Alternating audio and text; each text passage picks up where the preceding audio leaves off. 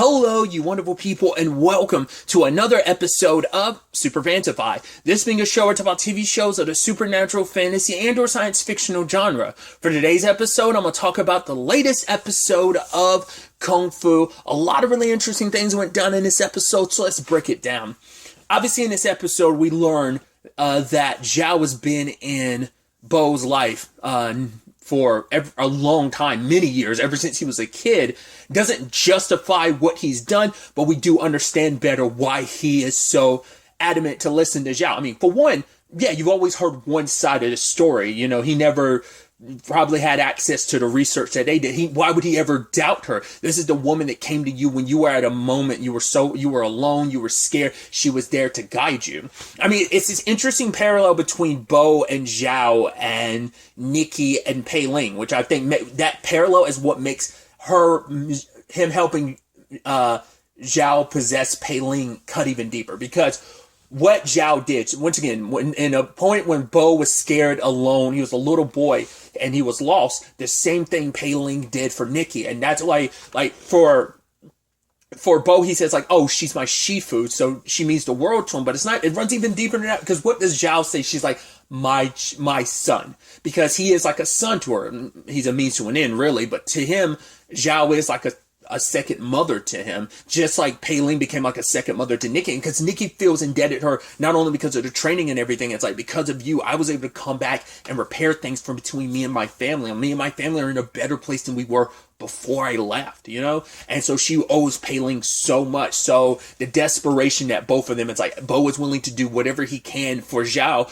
just like Nikki will do whatever it takes to get Pei Ling back, especially because she blames herself. She's like, as like, Jilan throws it in her face, but Jilan doesn't harp on her too much just because she sees what Nikki's going through. And also, I think Jilan's like, well, I've done terrible things too that I've tried to make amends for. It's like, right, the only reason I'm getting all up in your grill now is because the person involved is my sister. But it's like, yeah, she's the one that opened the door. She's the one that let Bo in. She gave him the sword. She trusted him wholeheartedly. Not only did she fall in love with him, she slept with him. It's like, I slept with the enemy, and that cuts even deeper, you know? Because at least with the Jilan thing, it's like, well, I mean, even using the Tan family situation, it's like, yeah, her and Kerwin, but like, Kerwin never like betrayed her. He was always on her side, and once again, just sad to how things just played out in that regard. But nevertheless, Bo is trying to help Zhao get back. I'm going to butcher but essentially it's a totem imbued with her powers. It's what allows her. You basically focus on it. It's kind of almost like the totems from Inception. Like, hey, you need to hold on to this, because if you don't, when you travel, you'll get lost. It kind of equalizes you. It gives you something to kind of focus on that allows you to like focus your abilities through. And she lost hers, and without it, she can't travel. That's why she's on foot. I do wonder, is there a limitation to how far and how much you can, how often you can use it? Maybe the further you go, the more energy you use up, because it's not like Bo was teleporting all over the place. It was kind of, he was using it kind of in later points, kind of short bursts, because I think like he probably has to, like, he can't just pop in all over the place, like, because we don't know the full extent of how the traveler situation worked. Is it kind of like Hero from is it closer to like Hero from the show Heroes, or what, you know? Is it Nightcrawler as, like, what are the limitations of it? Like, do you need to visualize the place you're teleporting to, or you just need to focus? Like, how does that work? Like I said, is there a limitation? Do you burn through energy the further you go and the more often you use it? So that's why maybe at later points it's like, right, wouldn't it be easier just to like pop all over the place? But he would use doors at certain points in time. So I'm like, oh, it must be just to conserve energy, because it must drain your stamina just to do that. I don't know. That's just what was crossing my mind. But Nikki's on kind of a revenge tour right now, because she's been hurt before, but she's never been betrayed to such a deep extent, because this is the worst pain ever, because this is someone you were falling in love with who betrayed you. This is her first relationship since Henry, you know? And, you know, and things came down to this. It's like, right, now one of the people I cherish most, Pei Ling, is hurt because of this. She's being possessed by Zhao. Because I was curious, like, whether, like, oh, maybe he didn't destroy the hilt or whatever for the sword and release Zhao. I was thinking maybe there was some residual left in it. But it was like, no, he full on release Zhao. I figured last episode I was like, oh, it could potentially be a toss up of which one happened, but he straight up let Zhao out.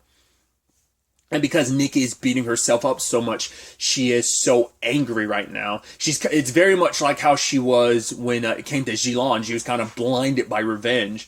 And once again, this one cuts even deeper than the situation, because at least it's like, it doesn't, because like Jilan did the same thing. She hurt Pei Ling, or killed Pei Ling, so it's like, yeah, you wanted revenge for your Shifu, and now you're trying to get revenge for your Shifu again. But this is coming from, right, this is someone you didn't know. Jilan was a stranger to you and killed Pei Ling. Then you later on found out she's her sister. Now you find out, wait, you've been, not only were you working with Zhao and you got close to me and you cut me deep, you hurt me, you've also been connected to Zhao for a very, very long time. So, and I'm busy, everyone's kind of cutting corners and, like, doing a lot of stuff they normally would. I mean, when they eventually try to track down Zhao's totem, because at one point Bo was looking into Russell 10, and I was like, oh, are you going to finally look into the truth about everything related to Zhao? But it's like, no, he was looking for Zhao's totem, and the last person to have it is Russell, because Russell does what he does. He bought up a lot of, like,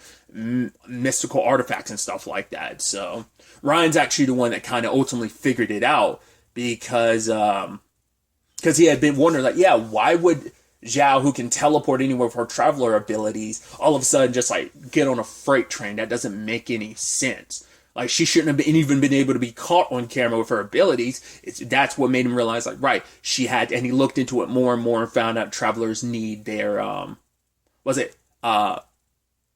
Hunshin Fu, I think is what it's called. Once again, I'm probably butchering that. But yeah, it's their totem, so.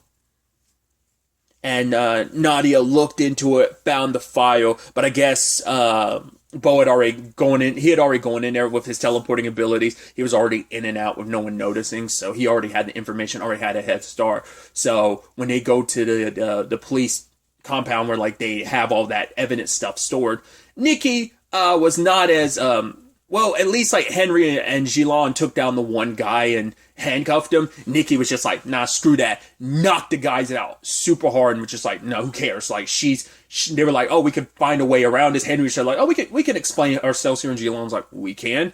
Nikki wasn't having it. And he was like, Nikki, no. And she full blown, which now in retrospect, that's going to work out worse for Jin's circumstances going forward, but we'll get to that later. So Nikki confronts Bo, but at the same time, Bo got the totem, but he sees the book, and he starts looking down. I was like, now you're going to see Zhao for who she really is, because it's a book, I guess, that Russell had, where he was researching everything related to the warrior. Because he needed Mia, he was researching the warrior bloodline, the warrior and the guardian bloodline, and obviously the whole hybrid situation, which, I mean, Zhao is the mother of all of that, And as she even says later on, it's like, oh, I'm basically taking back what's mine. The bloodlines are practically mine. I'm the birth mother of it all. Like, I'm the reason why there's a guardian and a warrior bloodline. She's even the reason why there's hybrids. So, but he saw in the book her experiments. She was a person she was basically I think we could consider her an older version of, like, an older, more mystical version of Victor Frankenstein to some extent. I don't think you could draw parallels there.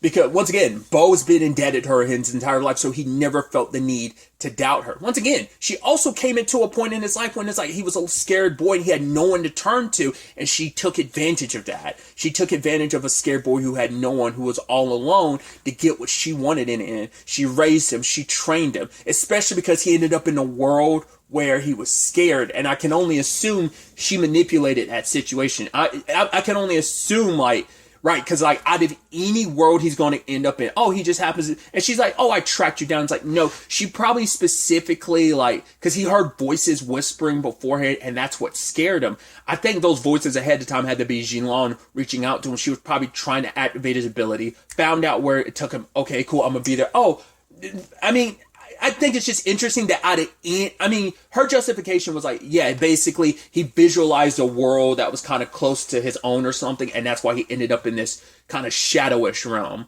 And it's like, I don't know, just to me, maybe there's truth to it, but to me it just felt a little too convenient. It's just like, oh, I was able to track you down. It's like, it feels like she set it up. She put him in a place where she knew she could take advantage of him to the fullest, you know? And it's like, right, I can train you so you never have to be afraid, but you're always going to have to do what I tell you to do. Even if some of the things I'd say might seem bad. He's like, well, you're going to have me do bad things. And she's like, well, fine, I'll leave you, you know? And yes, you feel bad for Bo. He is not justified in what he's done, but it's understanding. But Nikki's not in an understanding mood right now because of what you did, you found out a little too late. He had plenty of opportunity to look up his Shifu, but it's like, because she told him, like, hey, once I get the power from these souls you're collecting, like, oh, Nikki's the reason why the Source Realm collapsed. It's like, yes, but at no point, because you were being undercover, did you ever feel the need to actually ask Nikki's side of things. I think that's why he started feeling, well, he has feelings for Nikki, but also Nikki's not the bad person he probably was believing her to be, which made the betrayal cut even deeper. But he was like, right, my master, my Shifu, she's still going to do the right thing in the end. It's like, if you had bothered trying to find out the other side of the story, you would have learned the truth about what happened in the Source Realm. You would have found out about everything that Russell did, but you wouldn't know that. Why? Because it's not public information. The only people who are going to know about what went down is Nikki and her crew. They're the only ones who know the truth about what Russell did, you know? And obviously, your Shifu kind of, I'm sure, ignored that. She's just probably like, oh, Nikki came in and destroyed the Source Realm. I don't even know if she even brought up the Russell stuff. Maybe she did, but maybe she was like, yeah, Nick, you know, I'm curious, like, beyond just like, hey, Nikki destroyed the Source Realm, yada, yada, yada, yada. You know, it's like, it never crossed his mind that, I don't know. It's hard to say what lies she fed Bo, what omissions of truth were going on then and there, but still, once again, doesn't justify it. But he found out that he is just a pawn, that at the end of the day she got her totem and she disappeared. And Bo's trying to explain things to Nikki, and Nikki beats him within an inch of his life. Because once again, it's like this was not a mission she should have gone on, because she's too emotionally invested in this situation. She let her anger and her hurt and her pain, which she's justified in those feelings. Like, no one can tell her, like, oh, she shouldn't feel what she's feeling. She has every right to feel what she's feeling, but, you know, and no one would be able to control themselves under those circumstances, being betrayed by someone you are falling in love with, if not already fell in love with. Like, to be betrayed by them, when it's like, right, she let this snake into, like, her life, invited him over to, like, dinner with her family. It's like, and you betrayed me. And she beat him within his life, and he's saying, like, in me, but for Nikki, it's like, that's not who she is, and she takes his totem instead, but goes home, and she's, like, washing the blood off her hands, because, yes, like, things have gotten bad between her and Jilon in a fight. She wanted to kill Jilon, but it's like, never has Nikki ever gotten like that, because, once again, the circumstances are different. Jilon was just a stranger to her, like, so her emotions only went so far, but it's just like, you're the monster that killed my Shifu. There's that. This is the monster who broke your heart, betrayed you, and hurt your Shifu. So it's like, there's the personal connection with Bo that makes it the hurt even more. It's like Jilon, but tenfold, just because of she had a personal connection with the person who hurt her. So, and because he doesn't have his totem, Bo's not going to be traveling anywhere soon, so they're going to have him handcuffed, because if he travels anywhere, he runs the risk of wherever he is getting stuck, so he won't dare do that. So he'll probably try and apologize and make them understand, like, right, Zhao's been visiting me ever since I was a little boy, so, you know, once again, he's still responsible for his actions, but also she manipulated him like she's done so many others, you know?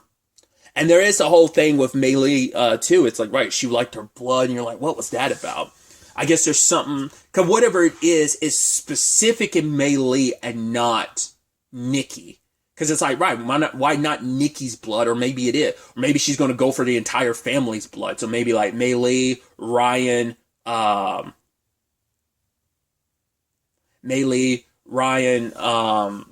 Althea, and Nikki. Because, like, right. Because I'm not less like, whatever it is that she's finding in Mei Li's blood, it's potent enough in her blood, but maybe it's super diluted because of Jin's genes. Like maybe it's super diluted in all three of the kids, so Mei Li might be the last source she can tap, because maybe like Mei Li has enough in that, like whatever it is that is in her blood that Zhao wants. Maybe she's over that threshold, or maybe like let's say like it's 53% in Mei Li, but it dumps down to like 40 something in like the kid's blood or something like that, and maybe got lower and lower with each one of the kids being born. So who knows, right? So that's still kind of an mystery we're unsure about. Then you tie in the fact is that, once again, other elements are happening at the same time. Obviously, let's start off with like Mei Li. Obviously, he's trying to make things work at the restaurant without Sebastian. And obviously, Ryan ends up telling her Sebastian had to leave because of, not only stuff with the restaurant, but also being possessed by Zhao, brought up some stuff about himself. But she believes he'll be back because he loves you very much, Ryan. And, he's the fighter that he is, And so that kind of inspired her to fight back a little bit with the whole corporation that's working with Harmony Dumplings, because it turns out the product they're trying to put out to like sell to grocery stores and stuff like that, so everyone could have their own Harmony Dumplings at home thing. Well, it doesn't meet Mei Li's standards, and she's trying, because they're trying to be cost effective and they're trying to make these as cheap as possible, so that basically it's like only 10-cent ingredients to make it. But the lowest amount of money that she could get it down to was like 13 cents, which I was like, I think that's pretty impressive. But it's like, when you're talking about a company that's very penny pinching, it's kind of like, right, 3 cents is a lot, because 3 cents for like can start racking up when you're like, oh, that's money we're leaving on the table. Yeah, it's 3 cents, but that's a corporation situation. And that was kind of the whole point later on. It's like, oh, that, because they have a very target range of what they're expecting profit wise, 3% over multiple sold products can eventually rack up of like, oh, we could be missing out on hundreds of thousands of dollars just because of that 3 cents. It can make that much of a difference in a business's eyes. But it's like, for Mei Li, it's about, it's like, I want to put out a product I'm proud of. I don't want my name associated with something that's not good, But she ended up talking to the tester dude, stuff like that. And ended up being able to convince him and what was his name, Miller or whatever, to kind of go with the 13-cent approach that Mei Li is suggesting. And so it kind of worked out. All they needed was Kim Rhodes' characters say so, and she was like, all right, cool, But there was almost a look of me almost being like, maybe that didn't go the way you want to. Once again, I'm like, you have to be connected with this private security firm. Like, you have to, because it's like, well, I mean, I don't know. Maybe it has nothing to do with it, and maybe they're just purely like, hey, here's a corporation coming in, trying to change who you are at heart, like coming in, making a lot of decisions. But it's just like, she seems super shady. The fact is that she did whatever she could to get Sebastian out of the way, because like, right, this place is a pillar of the community, so if you can get it under your thumb and change it to what you need it to be, it could mess up the community, because when the community was hurt, Harmony Dumplings was at the centerfold of helping the community rebuild itself after everything. People came because of the connections with Harmony Dumplings, the friendships and the partnerships and the connections that Jen and Mei Li have been making ever since they've been here, with the restaurant, raising their family here. So it's been on my mind for a long time that there has to be a correlation, but maybe it's not. Maybe it's just, just multiple attacks from totally different fronts, from different people. So maybe yes, this attack with the Ordinance 11 thing and this whole restaurant thing, maybe there are two different fronts being fought by the same overarching group, or it's two different groups attacking at two different points or something like that. Either way, that in itself ties into everything with Jin, because the Ordinance stuff 11, let's kind of jump from there to Jin, who's talking to his constituents about stuff going on, and Harper found some dirt on Anthony, now realizing we now know what it is that is being hovered above his head. Basically, he bought drugs because his brother's an addict, and I think he was trying to clear his brother's debt. But it's like, right, a crime is a crime. He's a hypocrite. He's up here trying to be heavy on crime. And now this happens. Well, Jin didn't want to go down that route, because it's like, regardless of it all, when the time came, Anthony just didn't have the courage. And it's hard to, when you're being pressured like that, when your family is being you kind of put your reputation above anything else instead of doing what's best for people.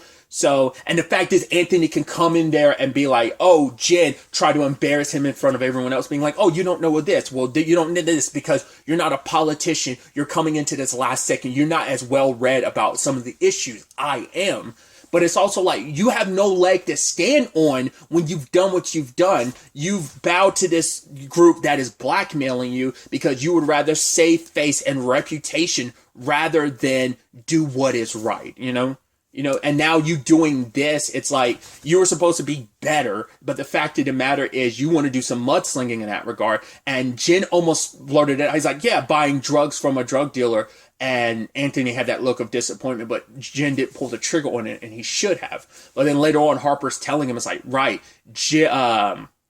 because Anthony's whole approach is like, right, you have idealism, you have words, but the fact of the matter is words can only get so far, take you so far. It's like, but once again, it's just like, you have no ground to stand on when you are such a big hypocrite. You're up here doing this and even going to put out attack ads against Jen. It's like, this is a man that you came to for help because he's a pillar of the community. But it's like, oh, this is just part of the game. It's like, yes, it is part of the game. To me, it's a nasty part of the game. It's like, yeah, people will be like, it's just politics. It's like, it shouldn't be. You shouldn't have to tear someone down just to raise your own star. It shouldn't be that way. But once again, that's me being naive. That's me being idealistic. Politics have always been that type of animal for a very, very long time. Probably as a kid, I just never realized that. Getting older is when you start seeing like, oh, that's kind of nasty. Like, I mean, you see it all the time. Obviously, we had, elections recently. So it's like, of course, you see it, the constant ads about like, oh, this person does this, blah, blah, blah, blah, blah. Like, it's just like, it can get nasty. That it just feels like, oh, you shouldn't have to tear someone. Just be more like, no, this is what I'm going to do. Don't talk about what your opponent's not going to do. It's like, this is what I'm going to do. And that's what Jen's trying to take that approach to things. Especially considering like what Nadia ended up getting the files and, Evan looks to him real quickly. He's like, all right, so basically because of what this firm is, private security firm is trying to do, they're basically going to turn the town into a police state. Basically more mass cameras, more arrests and stuff like that. They're going to be pushing, like, it's going to be a police state. They're going to like have a heavier hand in the community. And I don't think that's going to be something that's going to be resolved this season. I do see like that could be like a future storyline because I think the Pei Ling Zhao stuff is going to be the main forefront, but I don't know. But now he finds out from Harper, which hopefully it's not Harper manipulated his situation trying to push Jen to go down the mudslinging route. But it's like, right, he's already got ads that are going to go out tomorrow attacking your family. Specifically, well, I'm sure Althea is definitely going to get thrown under the bus because of all that she got into, the trouble she got into, the deal that had to be made. I'm sure they're not going to spin it in a positive light of she did what she did. She exploited something that ended up saving so many lives during the earthquake. I'm sure that's not going to be put into the act because obviously it's all about negative spin. Then Nikki being the violent vigilante, once again, her attacking the police station like she did this episode is not going to look well. And they're going to use that against her. So... And especially if they tie this whole bow thing back to her too, it's like that's just going to be the nail in the coffin. But Jen's not like he wanted to tell Nikki about it because he wasn't worried about it. But he's like, right, Nikki, I want you to know that my opponent, he's going to try and throw mud at you. And I'm sorry that you're going to get caught in a crossfire of something that shouldn't involve you in this regard. But for him, it's like, that doesn't matter right now. My daughter's hurt and she's in pain, So that's all that really mattered to him in that moment. So we'll ultimately have to wait and see where all of this ends up taking us going forward into the next episode. But really, that's all I'm going to talk about. Till the next time we meet, be happy, be safe, live life to the fullest, and enjoy it. Good day, and goodbye.